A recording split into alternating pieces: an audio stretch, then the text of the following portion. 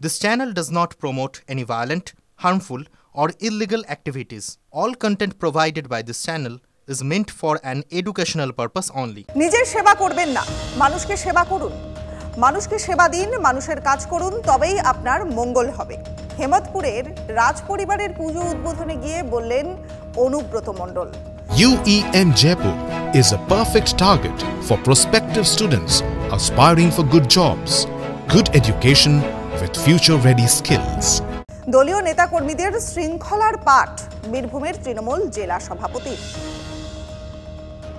অনেক আগে থেকে দলটা করছি, একটাই চিন্তাধারা, মানুষের উপকার করতে হবে, মানুষের পাশে থাকতে হবে, মানুষকে সহযোগিতা করতে হবে। এটা ছাড়া আর কিছু বুঝি না।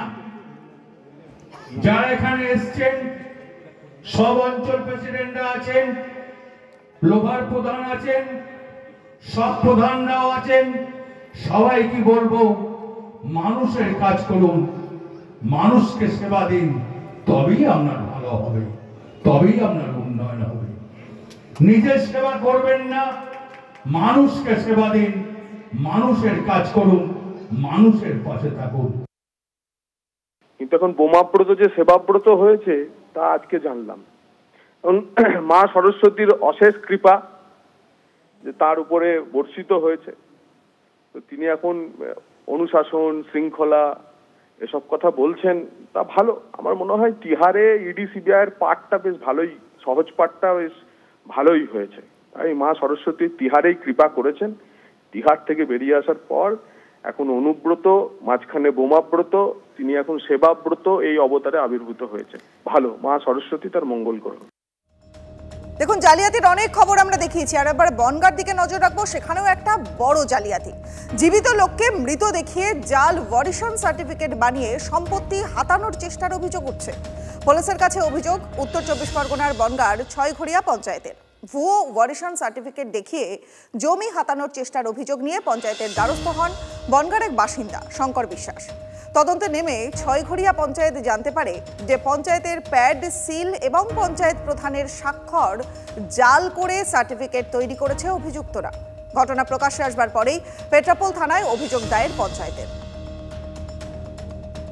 যে আমি শঙ্কর বিশ্বাস এখনও জীবিত আছি, তাহলে কিভাবে আপনারা এই ওয়ারেশন সার্টিফিকেটটা আপনারা দিলেন? আর দেওয়ার ফলে সেই ওয়ারেশনের বলে আমার জমি জায়গা কিছু অসাধু ব্যক্তি, যার নাম হচ্ছে কানাই সরকার এবং মজনু শেখ, এরা আত্মসাৎ করার জন্য বিএলআর অফিসে দরখাস্ত করেছে। সইও জাল করেছে এবং পঞ্চায়েতের যে ওয়ারিশ সার্টিফিকেটের যে প্যাড, সিল সমস্ত কিছুই সেগুলোকে তৈরি করা হয়েছে এবং মেমো নাম্বারটাও সেটাও একটা জাল মেমো নাম্বার। ওরকম মেমো নাম্বারে ওরকম কোনো সার্টিফিকেট পঞ্চায়েত ইস্যু করেনি। এটাও তো আমরাও আশ্চর্য, কেন আমাদের ওয়ারিশন সার্টিফিকেট হলে ওতে অন্তত 5টা থেকে 7টা চোখ থাকে, মানে প্রধান যে একাই সই করে তা নয়। এবার এটা কখনোই হওয়ার কথা নয়। দেখুন, কুম্ভে পদপৃষ্ঠের ঘটনা, আর আজ সেই ঘটনার আঁচ পড়তে পারে সংসদে। কুম্ভ ইস্যুতে আলোচনার দাবিতে ইতিমধ্যে নোটিশ জমা সমাজবাদী পার্টি, কংগ্রেস, তৃণমূল, আরজেডি এবং উদ্ধব ঠাকরের শিবসেনা। সূত্রের খবর বলছে যে আলোচনার দাবি কোনো পরিস্থিতিতেই মানবে না সরকার পক্ষ।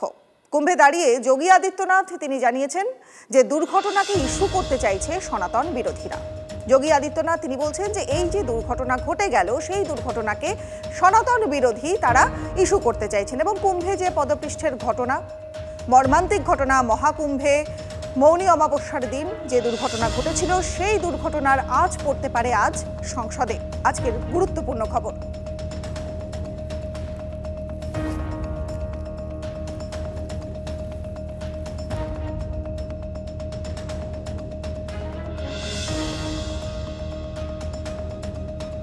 বাজেটের ঘোর কাটবার আগেই বিতর্কে ঝাঁপিয়ে পড়তে চলেছে সংসদীয় রাজনীতি। আজ সংসদে পেশ হবে ওয়াকফ আইন সংশোধনী নিয়ে যৌথ কমিটির রিপোর্ট। বিরোধীরা তাদের হট্টগোলে পণ্ড হতে পারে সংসদীয় কার্যকর, অনুমান করছেন রাজনৈতিক বিশেষজ্ঞরা। ইন্ডিয়া ও এনডিএ সদস্যরা গোল টেবিলে খোশ গল্প চালিয়ে যাচ্ছেন। কে বলবে গত 6 মাস ধরে কি ঝামেলা হয়েছে এদের মধ্যে? ওয়াকফ সংশোধনী বিল নিয়ে স্থায়ী কমিটির বৈঠকে নিয়মিত কথা কাটাকাটি হয়েছে। কল্যাণ বন্দ্যোপাধ্যায়ের সঙ্গে অভিজিৎ গঙ্গোপাধ্যায়ের ঝামেলা হয়েছে, কাঁচ ভেঙে হাতও কেটেছে কল্যাণ বন্দ্যোপাধ্যায়ের। শুধু রক্তাক্ত নয়, একটি মিটিংয়ে তীব্র প্রতিবাদ করায় সাসপেন্ডও হয়েছেন শ্রীরামপুরের তৃণমূল কংগ্রেস সাংসদ। किसी का एजेंडा फिलअप करने के लिए कर रहा है, पॉलिटिकल मोटिवेटेड। और दिल्ली इलेक्शन है इसलिए उनको जल्दी है। इसमें जल्दी कहाँ, सरकार ने दिया 3 महीने के लिए, फिर हमने कुछ टूर रह गए थे, कुछ स्टेक होल्डर्स रह गए थे, तो फिर 3 महीने बढ़ाया। बोले लाभ किया है, कारण গোটাটাই control, parliament is control by 2%, top 2%, you understand. এই পার্লামেন্টের কোনো দামই নেই, এই কমিটি কোনো দাম নেই, গণতন্ত্র নষ্ট করে দিয়েছে। বিজেপি যেভাবে ভারতবর্ষের পার্লামেন্টের গণতন্ত্র নষ্ট করলো, ইন্দিরা গান্ধী এমার্জেন্সিতে এতটা করতে পারেনি। স্থায়ী কমিটির চেয়ারম্যান জগদম্বিকা পালকে অসভ্য পর্যন্ত বলেছেন কল্যাণ, যা পশ্চিমবঙ্গে রাজনৈতিক ইস্যু হয়েছে। উনি একটা অসম্ভব অসভ্য লোক, এখন আমি বলছি।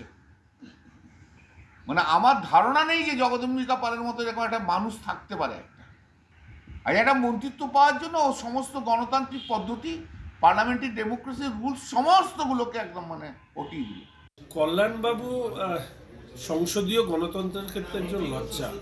ওনার সংসদের ভেতরে এবং বাইরের আচরণ নিশ্চিতভাবে আজকের দিনে দাঁড়িয়ে সংসদীয় রাজনীতির সাথে বেমানান। আমি কল্যাণ বন্দ্যোপাধ্যায়ের ভাষায় কথা বলবো না, কিন্তু এইটুকু বলতে পারি আমরা আশা করব অবশ্যই স্পিকার বা রাজ্যসভার চেয়ারম্যান তারা নিরপেক্ষতা বজায় রাখবেন।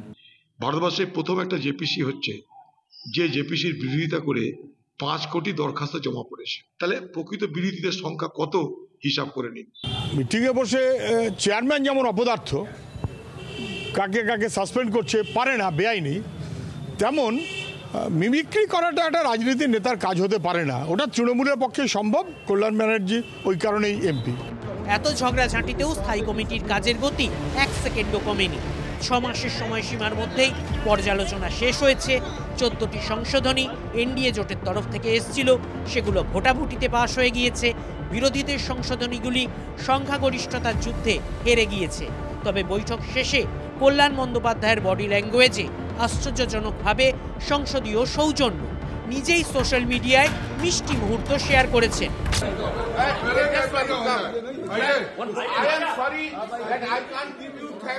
From my side, because you have acted in a political and arbitrary manner. I know outside of রিপোর্টে আপত্তি, অথচ সেই কথাটাই কত মধুর করে বলছেন শ্রীরামপুরের সাংসদ। অথচ এই জেপিসি চেয়ারম্যানের বিরুদ্ধেই প্রকাশ্যে তিনি কত তীব্র ভাষা প্রয়োগ করেন, সেই পরম্পরাও অব্যাহত রয়েছে। লোকসভা স্পিকারের কাছে রিপোর্ট পেশের দিনেও কল্যাণ ও জেপিসি চেয়ারম্যান পরস্পরকে দুষেছেন। Most autocrat person that is who became the chairman of the Waqf bill. Unbelievable. Only interest to take away the Muslims' property. He is an autocrat. You know his past career. He was earlier Congress. He became one-day chief minister. Supreme Court has said illegal appointment. Now when the BJP is come, then he has shifted to BJP. Now again BJP's market will go down, again he will go. He is a totally autocrat person. जो भी माननीय सदस्य, चाहे सत्ता पक्ष हो चाहे प्रतिपक्ष हो, किसी पक्ष हो, अपने अमेंडमेंट्स पे उन्होंने अपनी बातें कही और अमेंडमेंट्स पे वोटिंग होती है। और अगर अमेंडमेंट्स में वोटिंग टर्न डाउन हो गया, अब इसके बाद फिर एडॉप्शन में वोटिंग होती है। एडॉप्शन के बाद जो नोट ऑफ डिसेंट होता है, नोट ऑफ डिसेंट एक प्रक्रिया है, केवल क्लॉज बाई क्लॉज पे अगर आपको कोई डिसेंट है तो एडॉप्शन और क्लॉज बाई क्लॉज के बाद आप एक बार दे सकते हैं। সম্পর্কের এই চাপানুতো স্থায়ী কমিটির 6 মাসের সময়কাল ধরেই ছিল। তবে শেষ বেলায় সাংসদদের গোল টেবিল আড্ডা আশ্বস্ত করল, ওয়াকফ সংশোধনী বিল নিয়ে মতান্তর থাকলেও মনান্তর নেই। এই পরিবেশই দেশ জুড়ে থাকুক। Bureau report, TV9 Bangla.